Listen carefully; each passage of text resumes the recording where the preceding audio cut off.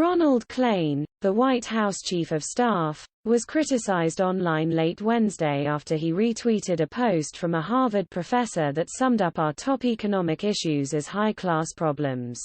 Jason Furman, Harvard's Aetna professor of the practice of economic policy, said the country would not be faced with these issues if the unemployment rate was still 10%.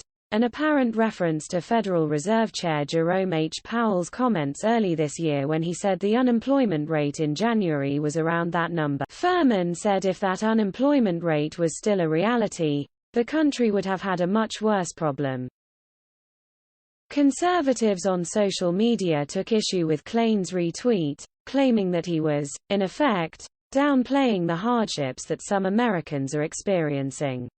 Struggling to pay for food, fuel, and housing because of rising prices is not a high-class problem, Tommy Pigott, the Rapid Response Director for the Republican National Committee, tweeted. Biden is making everyone worse off, but instead of stopping the damage, their strategy is to try to gaslight Americans. President Biden announced a deal on Wednesday to expand operations at the Port of Los Angeles as prices keep climbing and container ships wait to dock in a traffic jam threatening the U.S. economy and holiday shopping. Prices are jumping in large part because container ships are stranded at ports and because unloaded goods are waiting for trucks, leading to mass shortages and delays that have caused a longer than expected bout of inflation. The rising costs are eating into worker pay, creating a drag on growth and driving Republican criticism of Biden just as his multi-trillion-dollar tax, economic, climate and infrastructure agenda is going through the crucible of congressional negotiations.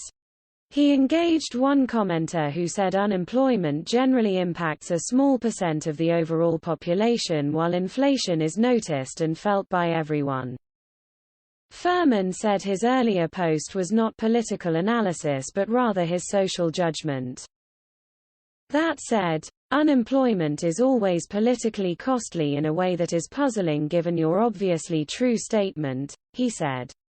2009 was a great year for the 140 meters people with jobs most of who got large real raises. But didn't